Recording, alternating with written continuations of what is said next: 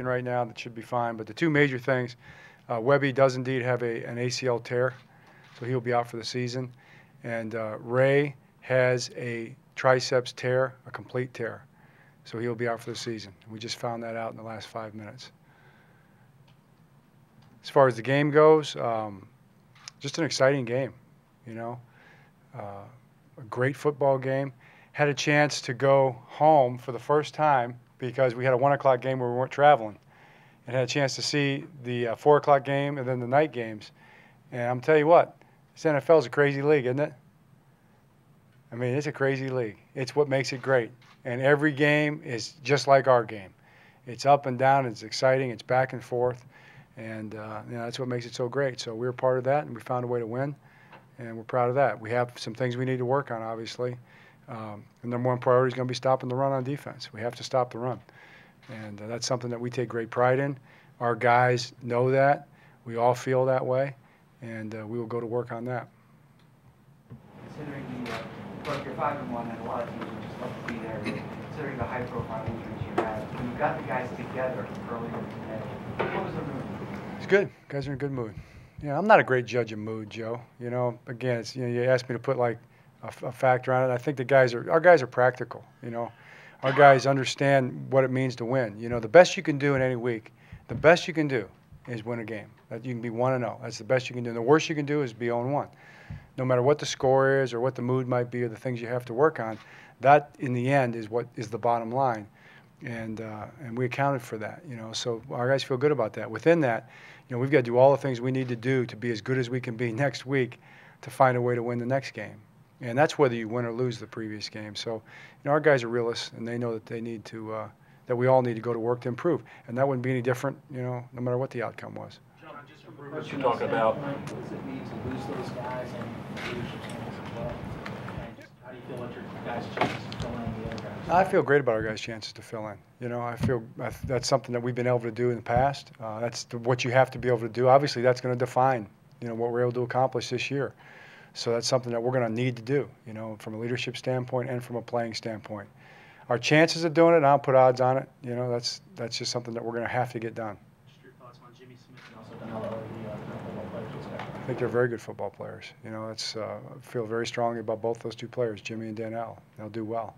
Very confident in those guys. John, with the improvements you're talking about in a sort of overview way, with the CBA and the limit to 14 practices from the start of the regular season to the end of the year, can you talk about, as you want to improve technique and you want to get these new guys in, how it kind of limits you a little bit with the lack of live practice like that? It does, but the thing that we found, Drew, in this league, and as physical as these games are, no matter what the CBA would allow you to do, there's only so much that you can do from a physical standpoint. There's only so much banging that guys can take at this level.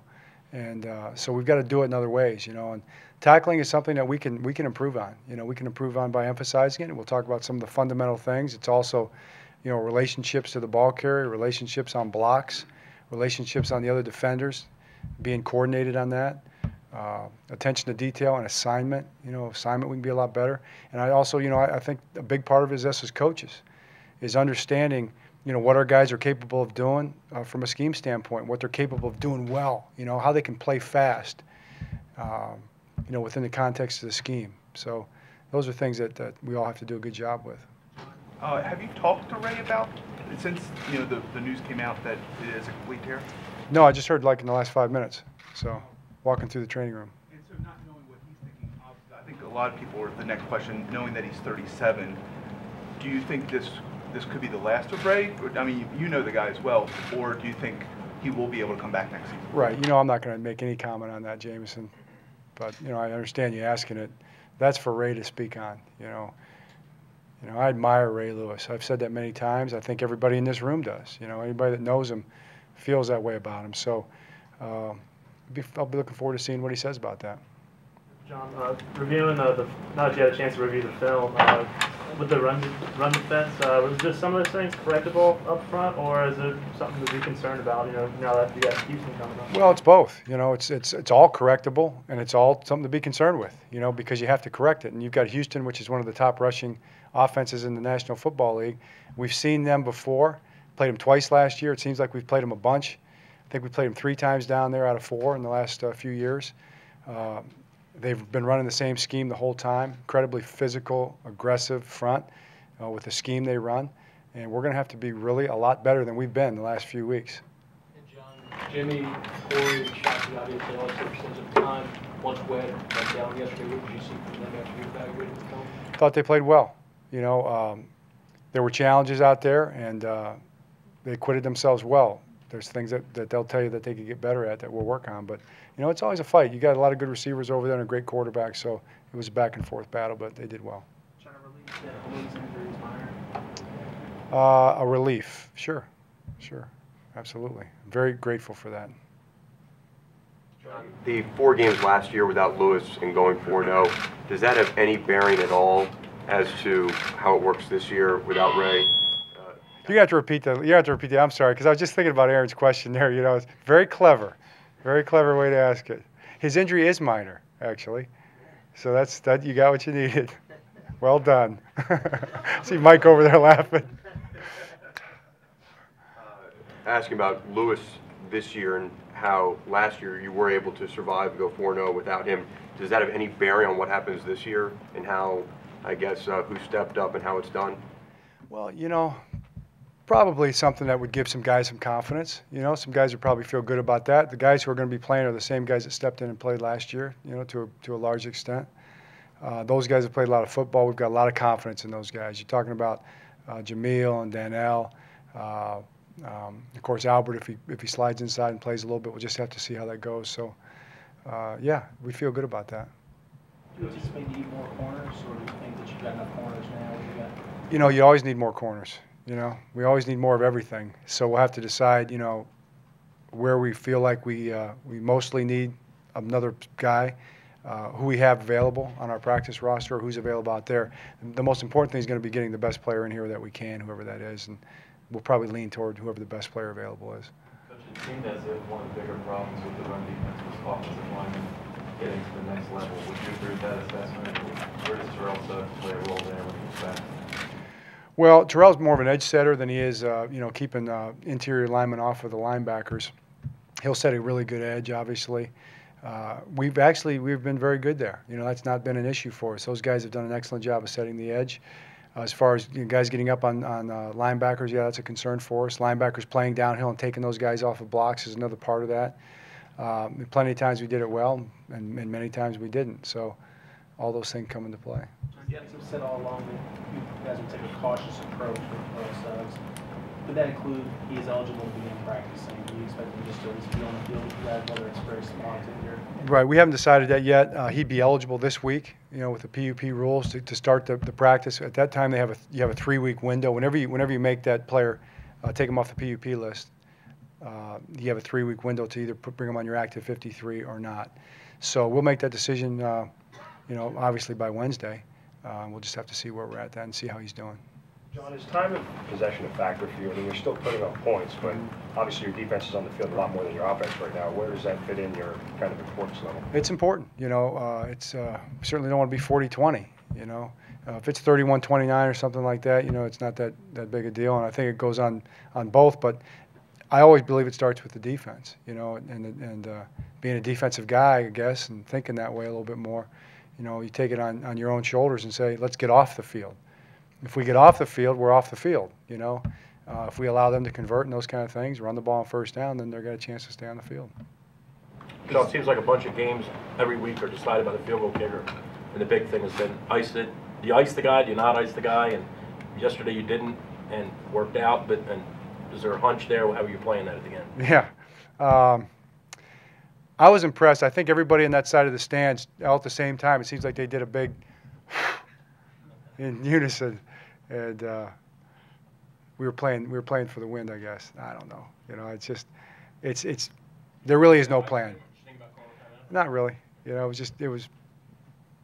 No. Make it or not. Coach, this is Webb's second ACL tear at home, and a lot of players have been vocal about the potential of field turf versus grass and causing some injuries. Do you think that the turf has anything to do with it? You know, I don't know. That's I think I would leave that to the studies. You know, and we've seen some studies, and they kind of go both ways on that. So have no comment on that right now. But it's a valid conversation, and it should always be had. You know, what makes what makes for the safest playing surface for these guys. John, this is a chance for the guys on D to step up, obviously, with the injuries, but how important is it for Flacco and the offense to kind of maybe take up some of the burden, too? Well, it's big. You know, you win as a team. You say you win as a team and lose as a team, and it's kind of funny because most of the time when you make that statement, it's after a loss. You know, it's probably a good thing to remember after a win. You win as a team also, and there have been many, many times where we've won because our defense has carried a heavy burden, right, over the years. And for our offense to carry some of that burden and for our special teams to carry some of that burden is a great thing, you know. And I'm quite sure our defense is going to be doing the same throughout the course of the season. Got a lot of confidence in those guys. We're going to play really good defense as the year goes on. How much have you seen the team rally behind having so many key injuries like this? I mean, you had them last year and whatnot. Have you seen a team kind of rally behind that? I can't remember. You mentioned Suggs being undecided if he's going to practice this week. Does the same go for David Reed? Say again? With David Reed eligible to come off PUP. Oh, yeah, same thing with David Reed coming off PUP. Yeah, same thing. We'll just have to see where he's at this week. Some of it has to do with your need, you know, the need that we have and that kind of thing. So we'll just have to see where we're at.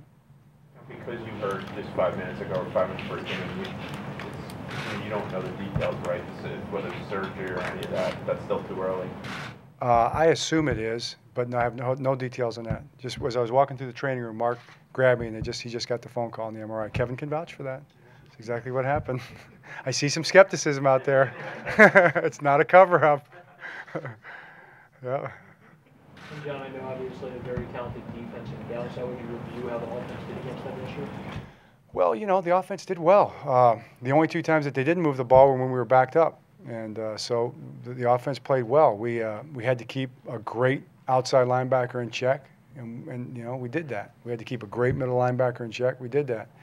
Thought we played well. Coach, can you describe the strides Kerry Williams have made since Kerry Williams was Webby? I'm sorry. Webby, right. Well, yeah, to me, Lardarius, I think had become one of the premier corners in the league. I'm biased. I'd say he's the best. You know, you guys are probably maybe some other people would question that, but I don't question it. I see him every day. You know, I wouldn't take anybody over Lardarius Webb. He will be back. You know, he's been through this before. He will rehab like crazy, and he'll be back next year. You know, stronger than ever. He's just that kind of guy. Could you characterize how you felt when you already know that Webb's out, and then 5 minutes ago you get the news that he's your middle linebacker? I mean, shrug your shoulders, we've got to turn the page, or are you,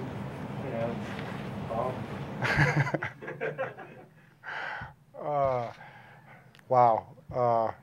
I would rather not characterize my emotions because I'm disappointed for those guys. You know, it doesn't matter. It doesn't matter. You know, how I or someone else feels about it. It's their thing. You know, these are guys that put so much effort, heart, and soul into what they do. Lardarius yesterday was distraught. You know, I could see it when I walked on the field, on his face. You know, he kind of knew because he's been through it before. And I just felt like he knew, you know, and he was just beside himself. Ray in the locker room afterwards, you know, we didn't know, but he was worried about it, you know, and he said some things about, you know, his faith. I mean, he goes back to his faith, and he said some things that I'll never forget. You know, when you face adversity and you face, you know, I mean, you look at his situation and what he's accomplished and what he was hoping to accomplish this year. He's going to have to accomplish those things in different ways because that's the way it's gone, you know, and he puts his faith in Providence, you know, and that's where he's going to go with that. So, your heart goes out to those guys. John, I know you said before you can only win one game and lose one game. You're 1-0 and 0-1, but winning close games is important. It's the difference between maybe 12-4 and 8-8. Right. And you've won close games the last 2 weeks, won Right. possession games. I mean, Right. you can build on that, right? Absolutely. I mean, look at the Orioles. You know, how many did they win? They won. You know, you're going to have them. It's better to win them. You know, and that's something I think that we all need to understand as we build our football team. There is no 7-game series. You know, there's no 5-game series in football. When you get to the playoffs or you get to the end of the year in December when you have to play football, it's a 1-game series. You know, it's a one game in 1 week series. And if you win it, it counts for 7. It counts for 4 out of 7, I guess you'd have to say. So it's important to understand how to win a football game, a close football game. Our guys have done that so far this year. We're going to need to keep doing that. Sure, we'd like to have some that weren't so close, you know. It'd be probably better for all of us, you know. And we'll do our best to try to do that, but it's tough. It's a tough league, and our guys have done a nice job with the close games. You're right. Did you get a chance to say anything to Buck yesterday?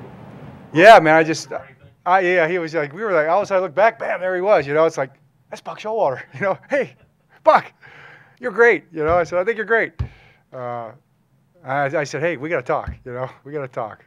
So he's like, hey, yeah, okay, good luck. You know, I tell you, I think he was. I don't know. You have to ask him, but this is my take on it.